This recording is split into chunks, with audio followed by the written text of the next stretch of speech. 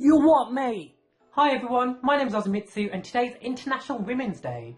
And in honour of this great day, I want to count down my favourite 5 female Pokémon. Before I do get onto the list, I just want to say that I don't want to exclude anyone who identifies themselves as feminist but aren't necessarily female, or anyone who doesn't identify with any gender and they still want to be a part of the feminist movement. So if you feel like I've excluded you from this great day and the feminist movement, I wholeheartedly apologise about that. The purpose of this video is to spread awareness about this great day whilst incorporating it with something that I hold very close to my heart. So without further ado, let's get my 5 favourite female Pokemon list underway. Number 5.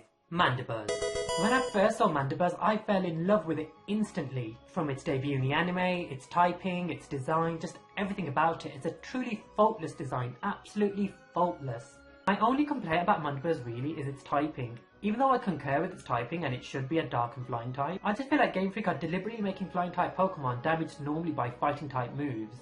I know there are a few exceptions like Hawlucha and Emolga for example. There's a plethora of flying type Pokemon who have the normal typing, which means they won't have a resistance to fighting. And because the dark typing is weak to the fighting type, it means that Mandibuzz won't resist fighting but is damaged normally by it. I can imagine when they were creating Mandibuzz that the conversation went a little bit like this. So the boss just called. He wants us to create a pure flying type for the Unova region. I'll come. Feels as though there's too many dual type flying type Pokemon. I've kind of been toying with the idea of a vulture-like Pokemon, you know, having a pure flying type. No. Do you know what'll make it better? Yeah, sure, so I'm open for some feedback. We make it dark flying, sick Kenny Blad. The boss wanted a pure flying type?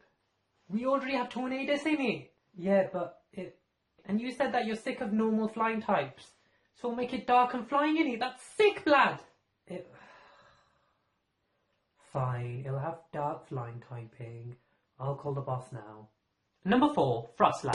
I freaking love Froslass. I love everything about her. From her design, to her move pool, to her unique typing, and most importantly, her cry. Let's just play that. And again.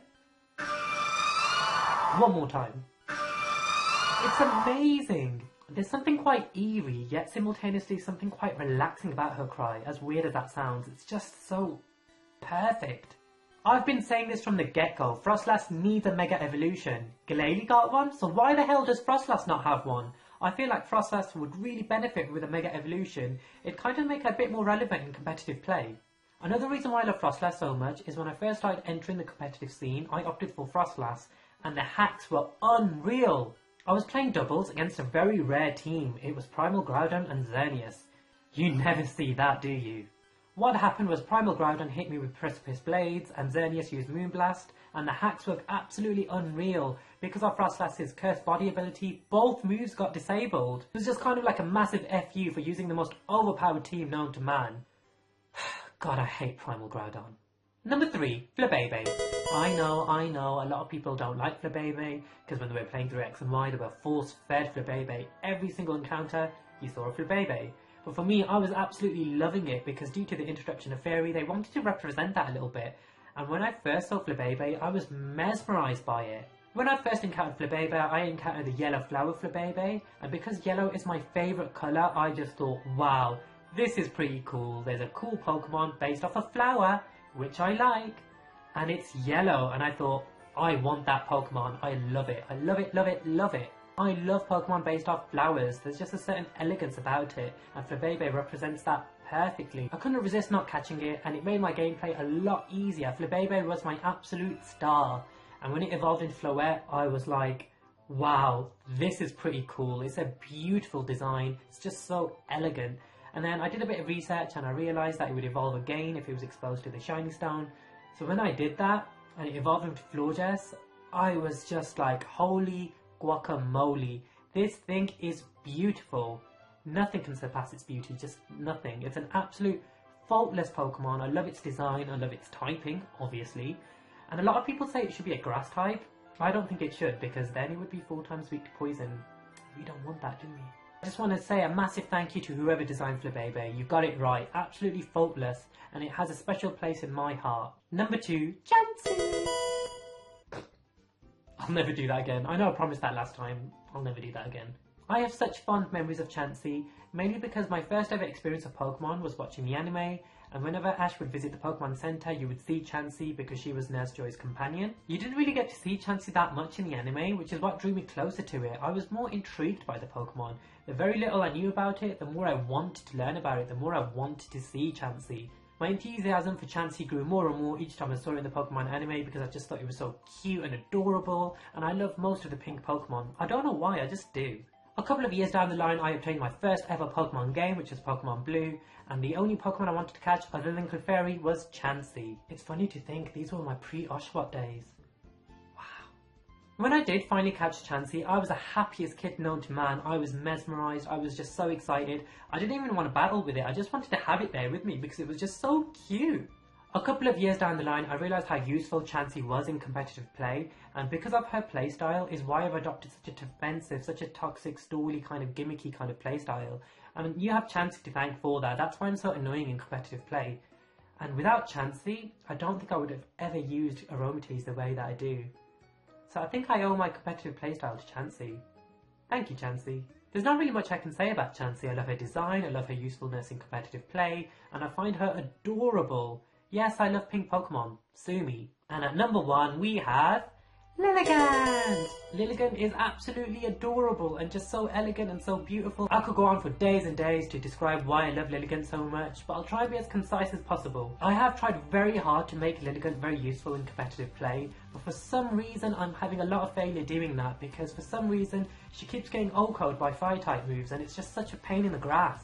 I mean, she has some pretty decent stats, so I fail to see where I'm going wrong, but I'm sure there's someone out there who could teach me a thing or two about Lilligant. Another reason why I love Lilligant so much requires a bit of a backstory, so gather around everyone, it's story time. So as you're all aware, I went through a phase where I stopped playing Pokemon, which is during the Generation 4 era. Upon the introduction of Generation 5, I was reeled back in, mainly because of Oshawott, and unsurprisingly it is now my mascot, my favourite Pokemon, and holds a special place in my heart.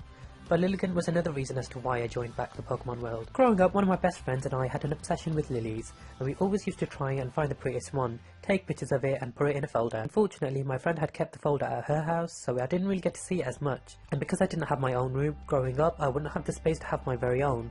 But I was also afraid that I'd be mocked by my brother for collecting pictures of flowers, because it was viewed as effeminate. Anyway, my friend and I suddenly stopped talking for no reason at all. We kind of moved apart. It was made worse when she moved countries, so we never even exchanged the occasional text message. At this point, I struggled making any new friends, and this is where my social anxiety may have stemmed from. I had no friends, I felt really lonely, and at this point I became borderline depressed. Anyway, back to the original point. When I first discovered Lilligant, all these memories came rushing back to me. I grew a very special attachment to Lilligant as a Pokemon. I even named my Lilligant in Black 2 after my friend. Playing through Black 2 made me feel like all the characters were my friends and I really fit in somewhere. I know the games aren't real, but it was somewhere I could call home. And maybe this is a massive factor about me loving Generation 5 so much. But on another note, Lilligant is also the only non-bug type who can learn Quiver Dance. How cool is that? Thank you everyone for watching, I really hope you enjoyed it. Comment below which are your favourite female Pokemon. Did you agree with my list? Did you disagree with my list? Let me know. Consider hitting that like button because that'll really help me out, and also consider subscribing to me too because I upload every single week. Links to my Twitter, my Instagram, my Pokemon Amino are in the description below. But once again, I'm Ozumitsu.